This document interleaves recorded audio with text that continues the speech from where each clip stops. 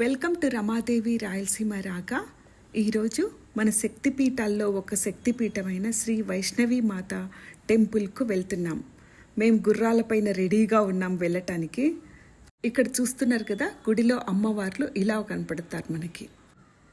హిందువులకు అత్యంత పవిత్రమైన తీర్థయాత్రల్లో ఒకటిగా పరిగణించబడుతుంది. ఇక్కడ దేవత తన భక్తుల కోరికలన్నింటినీ తీరుస్తుందని నమ్మకం ఉన్నందున ఈ ఆలయం ప్రపంచవ్యాప్తంగా ప్రసిద్ధి చెందింది. ఈ పవిత్ర గుహ 5200 అడుగుల ఎత్తులో ఉంది. ఇలా RFID కార్డ్ వేసుకోవాలి. మేము ఢిల్లీ నుంచి కాట్రాకు వచ్చి నైట్ హాల్ట్ అక్కడే ఉన్నాము. కాట్రాలో ట్రెక్కింగ్కి వెళ్ళే దారి ఇలా ఉంటుంది. అటు ఇటు రకరకాల ఫాస్ట్ ఫుడ్స్ అన్ని రకాలు దొరుకుతాయి మనకు. ఫ్రూట్ జ్యూస్లు. కాట్రా నుండి స్టార్ట్ అయ్యి మనం 12 కిలోమీటర్లు ట్రెక్కింగ్ చేయాలి. 6 కిలోమీటర్లు గుర్రాలు డోలీలపై వెళ్ళొచ్చు. ఆ తర్వాత బ్యాటరీ కార్ల సౌకర్యం ఉంటుంది. మీరు ఆ కర్రలు చూస్తున్నారు కదా, ఆ కర్రల సహాయంతో ట్రెక్కింగ్ చేసుకోవచ్చు మనము. ఇక్కడ కోరికలు తీర్చుకునే వాళ్ళు ఇక్కడ రకరకాలు కడుతూ ఉన్నారు చూడండి. చివరిదాకా చూడండి. దారి అంతా ఎలా ఉంటుందో, గుర్రాలతో ఎలా ట్రెక్కింగ్ చేస్తున్నామో అంతా చూడొచ్చు. శ్రీ వైష్ణవిదేవి పవిత్ర గుహపై జరిపిన భూగర్భ శాస్త్ర అధ్యయనం ప్రకారం ఇది దాదాపు 10 లక్షల సంవత్సరాలు పురాతనమైనదని తేలింది.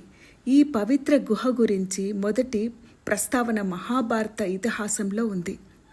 కురుక్షేత్ర యుద్ధభూమిలో పాండవులు కౌరవులు ముఖాముఖి తలపడుతున్న సమయంలో శ్రీకృష్ణుని సలహా మేరకు అర్జునుడు విజయం కోసం ఆశీర్వాదం కోరుతూ అక్కడ తపస్సు చేశాడు. ఇలాంటివి రకరకాల కథలు ఉన్నాయి.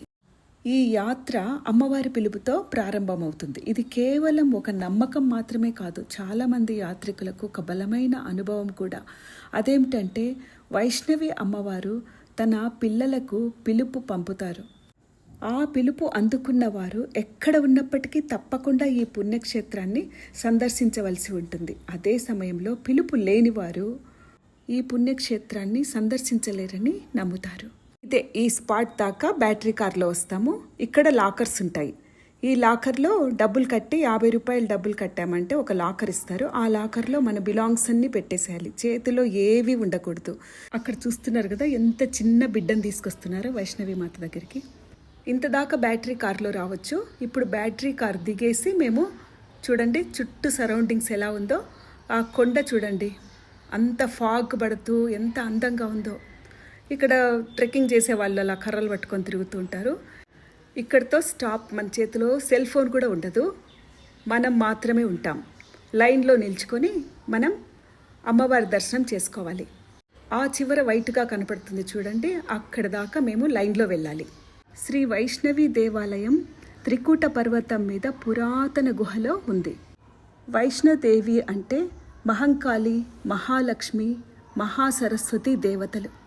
ఇక్కడ మీరు బ్యాటరీ కార్ స్టాండ్ చూస్తున్నారు కదా, ఇక్కడ మేము దేవి దర్శనం చేసుకొని మళ్ళీ వచ్చి ఈ లైన్లో నిల్చుకోవాలి రిటర్న్ టికెట్ కోసం. త్రికూట పర్వతాన్ని ఆనుకొని పవిత్ర గుహకు ఎదురుగా ఉన్న ఒక పర్వతంపై 5 రాతి నిర్మాణాలున్నాయి. 5 పాండవుల శిలా చిహ్నాలుగా నమ్ముతారు. ఆలయాలు మొదట నిర్మించింది పాండవులే అని కూడా నమ్ముతారు.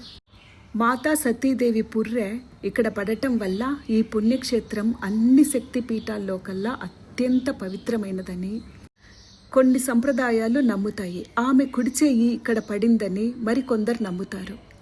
శ్రీమాతా వైష్ణవీదేవి పవిత్ర గుహలో వరదహస్తం, వరాలను ఆశీర్వాదాలను ప్రసాదించే చెయ్యి. మానవ చేతిరాతి అవశేషాలు కనిపిస్తాయి.